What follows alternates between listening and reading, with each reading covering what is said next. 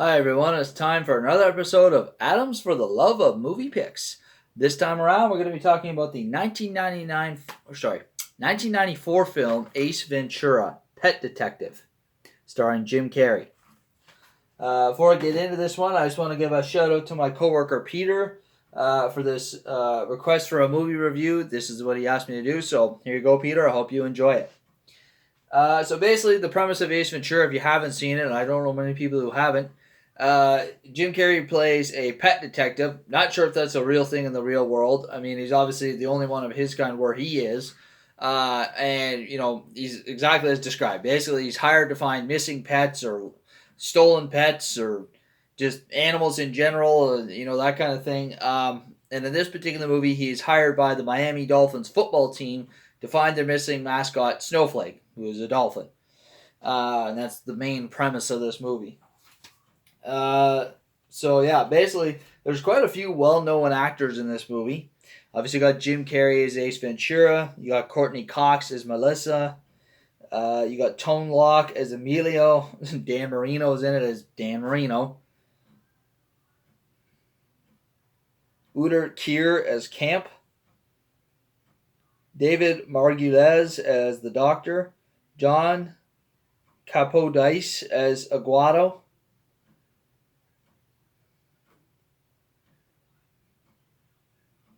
Alice Drummond as Mrs. Finkel.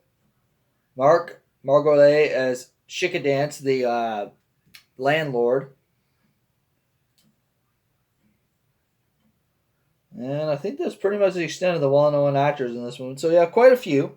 A pretty diverse cast, pretty well-known.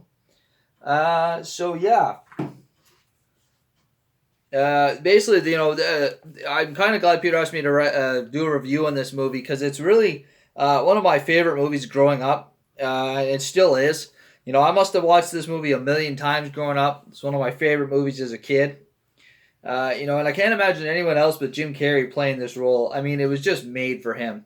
It's literally like the role equivalent of Jim Carrey. It's like if Jim Carrey was a role, this would be it. Ace Ventura.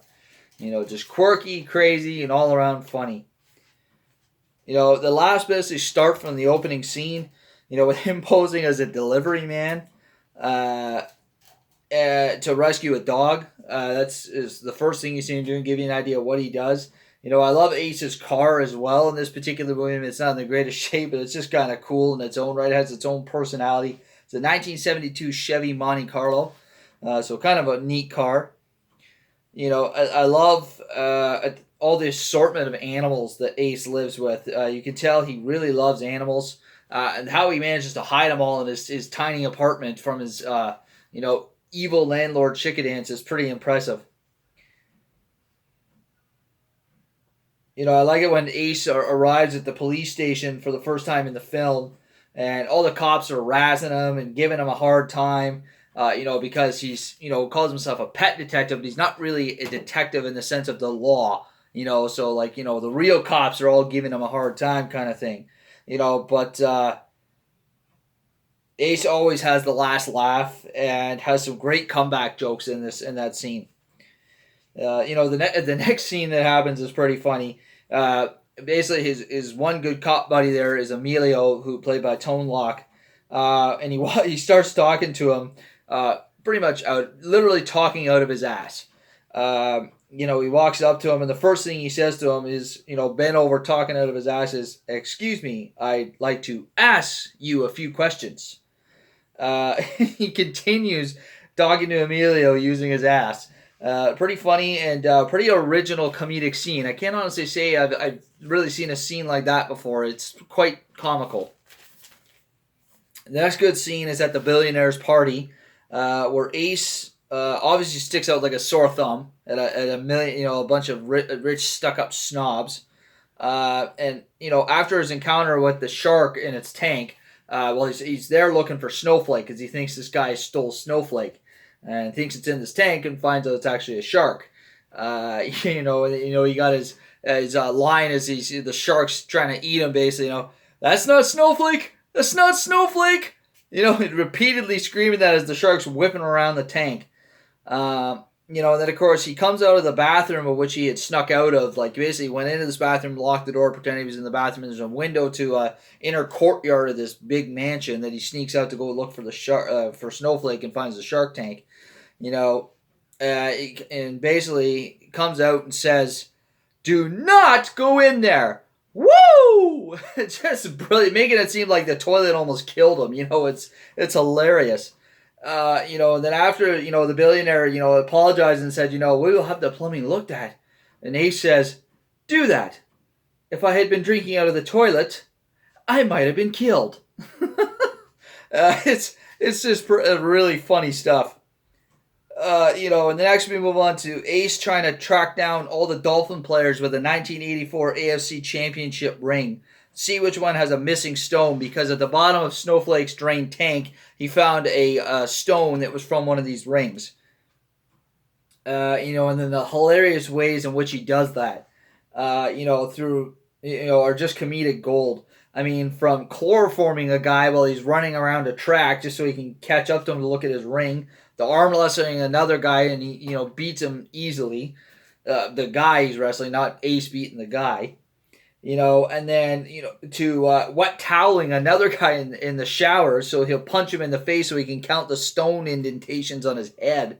And many others. It's just awesome, just super funny. Then we move on to the Roger Predactor death scene. That was another actor. I forget what his name is, but I've seen him a few times as well. The guy that plays Roger Predactor. Where one of my favorite comedic moments of the movie happens. I'm not saying the death itself is hilarious, but Ace is there, because he's dating the chick who's involved with the Dolphins, Melissa, who's played by Courtney Cox. And she happens to be a good friend of Roger, so he kind of comes along consoling her and checking things out and whatnot. And he's not only a pet detective, but he's kind of a detective in his own right. He notices a lot of things, and he happens to point out to them, telling everyone that the neighbor heard a scream, but the door to the balcony was closed, so therefore they could not have heard Roger screaming from the balcony or on the way down, but instead the scream came from inside the apartment before he was thrown over the balcony. But it's how he proves this is what's really funny. He consistently open and closing the balcony door. So just imagine he's standing in front of like a balcony door in an apartment, and he's literally just sliding it open and closed, open and closed, open and closed. He does this about like 5 or 6 times. But while he's doing that, just in the highest pitch possible, is just going, oh, oh, oh. It's just hysterical. It's so stupid. It's hilarious, and I absolutely love that scene. Pretty funny stuff. And then as the cops are escorting him out, because they basically had, okay, you're showing us up. That's it. You're out of here, buddy. Beat it. As he's going by, he just starts going, losers, losers, losers. Just to every one of the cops as he's going out of the apartment. Absolutely love it. And then the whole scene where Ace goes to Ray Finkel's house, he discovers is the player that actually stole Snowflake. More importantly, his room is an interesting one that sheds some light on the whole Snowflake story of what exactly is Ray Finkel's motive. And then you move on to Ace posing as a former football player turned mental patient, having Courtney Cox's character Melissa admit him, pretending that she's his sister and he's her brother. The guy named Larry, he's got like a tutu and pajamas on. It's just kind of hilarious.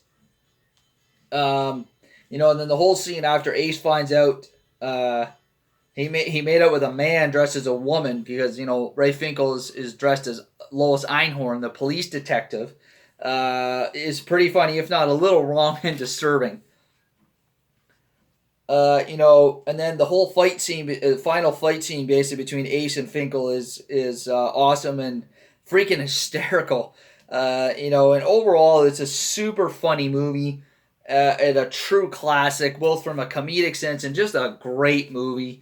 One that never gets old. Just highly recommend this movie to anybody. Most people I know have seen this movie. If you haven't seen it, do yourself a favor, folks. Go and see it. Even if you have seen it, go and see it again. You will not be disappointed. This movie's got a PG-13 rating. I would say it's a high PG-13, maybe even borderlining 14A. Not recommended for young children. It's got quite a bit of language in it, some serious subject matter. So yeah, I definitely wouldn't recommend it for a younger audience, but pretty sure you can find this movie anywhere where movies are sold. Not sure if it's available on any streaming platforms, but definitely give it a look. You will not be disappointed, and you have yourselves a good one, folks. Take care. We'll see you in the next one.